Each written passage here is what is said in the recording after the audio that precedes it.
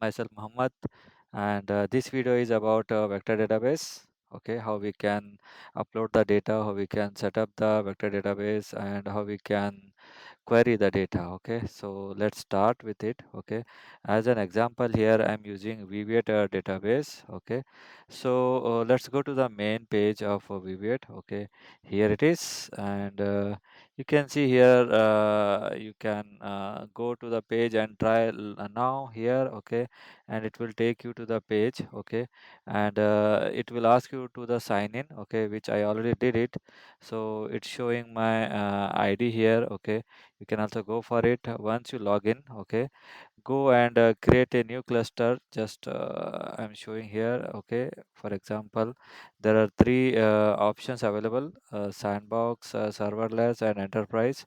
Okay, the other one you need to provide some billing information. Okay, before you proceed. Okay, so as an example, okay, I'm going to create it on cloud sandbox option. Okay, and for example I already created one. Okay, let's see here. Okay, just provide some basic information like what should be the name of the cluster. Okay, and other information. Okay, like you can choose a region. Okay, and once you click on create button, okay, it will create one for you. Okay, and I already created one, so it can be visible here. You can connect it. Okay, and to connect it, there's an option here. You can go for it, connect. It will provide the possible options which you can take for the connection, like we can use Python and Go, JavaScript, or TypeScript. Okay, so choose whichever you are okay with. Okay, and remember to see here, you can find Weaviate URL. Okay, take the URL and also the secret key. Okay, and store it somewhere. Okay, and we'll come back to that later. Okay, once you are done with it, okay, come to the collection part.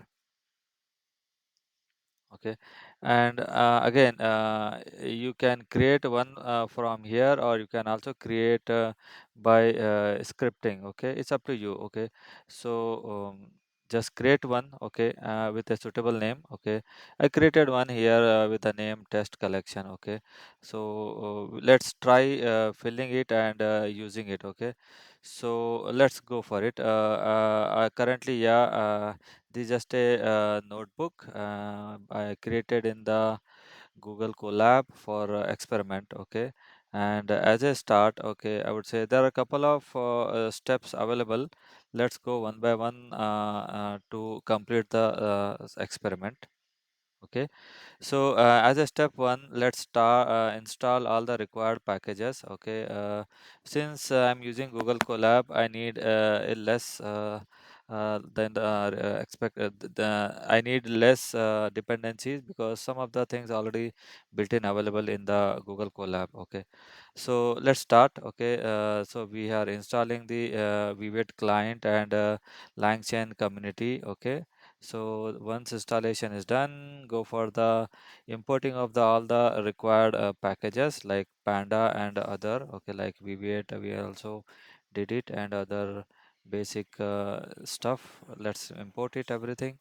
Okay, and then we have something here. Let me go for it here. Okay, so there's something called a dot environment file which we need to create it. Okay, and just go to VS Code and try creating .env file, and over there store what URL and the Weaviate API key you have created. Just store it over there, and drag and drop over here, or if you are using any project, place it inside a project anywhere. Okay, and this guy .env. Okay, basically it will start searching for the local environment file, starting from the current directory. If it doesn't find, it will go for the parent directory and next parent directory, and so on, till it finds the env file.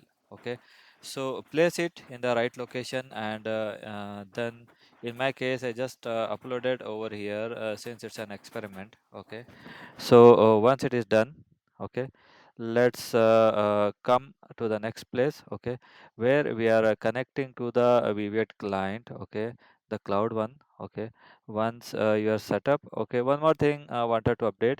If you are willing to, I mean, not to opt for these paid versions, okay, and you wanted to have something local, okay, you can also do the same. Just create, it's an open source Weaviate. Only thing is the cloud version will be paid one because it is maintained by the Weaviate team. Okay, so the infrastructure will be a paid one. Okay, you can also take the source code and of the VBA database, and you can also set it up in your local on premise, okay, or in your machine, or you can also deploy somewhere and maintain by yourself. In that case, you do not have to pay for it. Okay, that's another option. Yeah. So okay, we'll discuss that in the on upcoming videos. But for now, let's proceed with our experiment. Okay, and yeah, so we have connected to the client. Okay, and then this is the collection what we create over there. Okay, so take it, and here we are checking whether the collection has been created or not. We are just deleting because we just wanted to avoid remove all the stuff in the database which was already created, okay, in the last experiment. Okay, let us create it freshly over here. Okay, done. Okay, and then now we have to create the schema. Okay, the schema basically is used to store the data, okay, in the right order. Okay, as an example, we have the data type of our data as text. We'll be creating and storing the text, okay, sentences, for example. Okay, and the name we are giving as text. Okay, and some description of your choice. Okay, and we will also be creating the vectorization. Okay, so that also we are writing here. Okay, and the name of the your collection we have to provide. Okay, it will create over there. Okay, once it is done. Okay, now we also need one embedding model. Okay, so I selected the mini lm, the L6 v2 version. Okay, it is also an open source model created by Microsoft. Okay, correct me if I'm wrong here.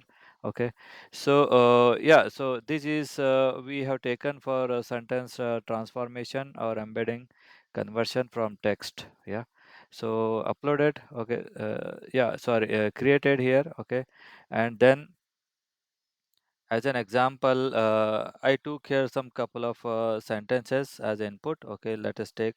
Okay, which will be going to get pushed to the database. Okay, for example, a beautiful sunset over the mountain and a forest is one. In the same way, we have some more. Okay, so these one by one will get created and stored in the database. Let's try doing that. Yeah, and now, okay, once we selected the document, okay, it can be one more. Okay, and now let's try creating the embeddings or generate the embeddings. Okay, and try prepare the data in the appropriate format as described in the above schema, where it is here. Yeah. Okay, so that part we have done, created the embeddings, and the embeddings of every individual sentence we have created and we have connected here. Okay, great. Now, after that, just get a reference to the newly created collection. Okay, I mean the collection which we created. Take the reference out of it. Okay, and insert the data. Okay, push the data whatever we have created and test it is happening or not.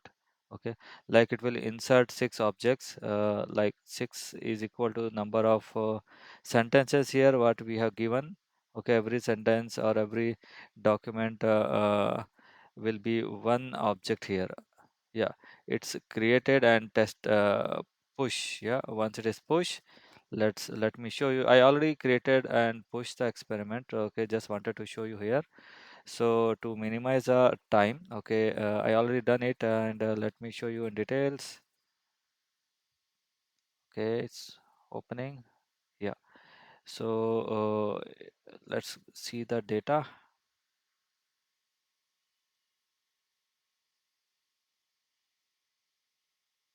Okay, so yeah, this is the UUID, and here is the text. A man on a boat is something. Yeah. So likewise, we have the our data push over here. Okay, like the first sentence is over here. Okay, perfect. So this will going to be push and uploaded here along with the vector.